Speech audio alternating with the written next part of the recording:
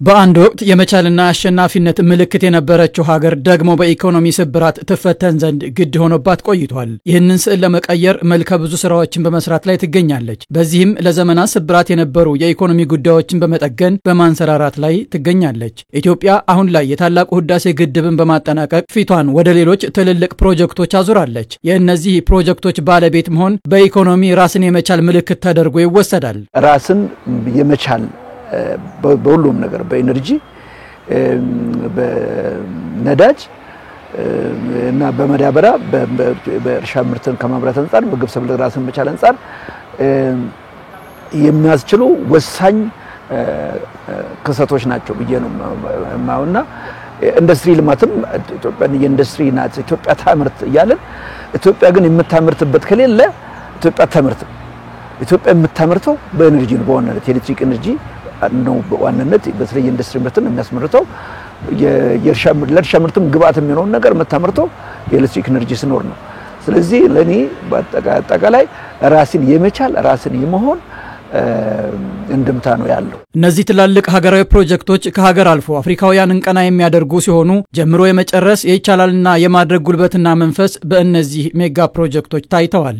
ደግሞም የልማት ችግሮችን በራስ አቅም የመፍታት ማሳያም ጭምር መጨረስ መቻላችን ብቻ ሳይሆን በራስ መጨረስ መቻላችን የሌላውን እርዳታ ብር ሳለምን ወይ ዶላር ሳለምን የተለያየ ግብአት ሳለምን በመንግስት አመራርና በህዝቡ ተሳትፎ በራስ መጨረስ መቻላችን አንድ ትልቅ ተምሳሌት ነው ለአፍሪካ እንኳን ለኢትዮጵያ ብቻ አይደለም ወደፊት ለአፍሪካ ምንድን ነው እንደዚህ ግዙፍ ፕሮጀክት ማለት ነው ትልቅ ተምሳሌት ነው። የተስፋ መቁረጥ የጨለምተኝነት ቪሸስ ሰርክል ሰብሮ መውጣት እንደማይቻል አይነት ነው ዲፔንደንሲ ሲንድሮም ዴቨሎፕ እንዳን ሆን ብሎ ነው ይሄን ያረጉትና አይ ቲንክ አሁን ያለው የዚህ አይነት ተነሳሽነት ከዚህ ጨለምተኝነት ቪሸስ ሰርክል ሰብረን መውጣት እንደምንችል ያመላከተ የተስፋ ጭላንጭል በተለይ ለትውልድ በተለይ ዋና ከተማችን ራሴ እንደ ዜጋ ቁጭ ብዬ ከ30 ዓመት አዲስ አበባ በላይ ነው ያለውና ከተማ በየቀኑ ለኔ አዲስ ነገር ናትና ተናበን መስራት ከቻል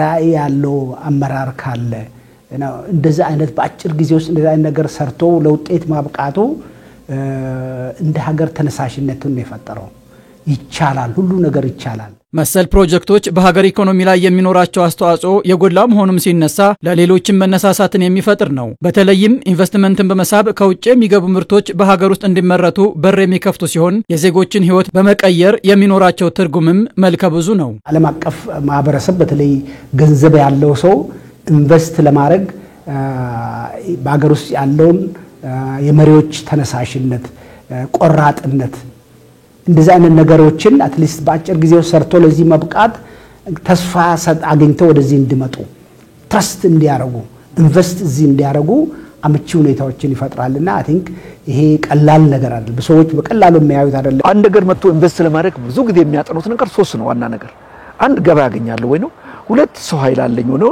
ያንን ኢንዱስትሪ ላንቀሳቀስ የምችል ሶስት በቂ ኢነርጂ አለኝ ወይ ነው። ስለዚህ ኢትዮጵያ እንደ ህዝብ ብዙ ህዝብ ናት ጎረቤቶችም ደግሞ ኔትወርክ በተለይ የኤር ትራንስፖርት ኔትወርክ ነን የሰው ኃይል ብዙ አለን ነው ዛሬ ማአት አምራች ወጣት አለን እና ኤነርጂ ደግሞ እንደዚህ አክሰሲቢሊ ሰፕላይ ካደረግን ያው በቺፕ ሰፕላይ የምናደርግ ከሆነ ብዙ ኢንቨስትመንት እንስባል ብዙ ኢንቨስትመንት ተሳበ ማለት በጣም ብዙ ሰው ስራ እድል ይፈጥራል ማለት ነው። ስለዚህ በተጨባጭ ኢትዮጵያ በኢንዱስትሪ በእርሻም በአገልግሎትም የተሻለ ልማትና ተጠቃሚነት ተላይ ህዝቦች ተጠቃሚነት ላይ መዳረሻው ነው ይሩቅ እንዳልሆነ በቅርቡ መሆኑን ነው የሚያሳየው። ኢኮኖሚያቸውን ከነበረበት ስብራት በማውጣት ከቀዳሚዎቹ ተርታ መሰለፍ የቻሉ ሀገራት ተሞክሮም የሚያሳየው ይህንኑ የይቻላል መንፈስ ሲሆን ኢትዮጵያም በዚሁ መንገድ የህዝቦቿን ፍላጎት ማሟላት የምትችልበት እድል አላት። እነዚህ ፕሮጀክቶች ሀገራዊ አንድነትና መነሳሳትን መፍጠር የሚያስችሉ ሲሆን የህዝቦቿን የወደፊት ብሩህ ተስፋም የሚያሳዩ ናቸው። ቻይና ግን በዓለም ላይ እነሱ ስንት ዓመት እንትን ያረጉትን ሰብራ በ30-40 ዓመት ጊዜ ውስጥ ተአምር ሰርታ አሳይታለችና I think ኢትዮጵያም አሁን እየተከተለች ባለው አካሄድ እና በተፈጠረው አመቺ ዓለም አቀፍ ሁኔታ በተለይ የአፍሪካን ችግር አፍሪካዊ መፍትሄ በማምጣት I think የተሰራው ስራ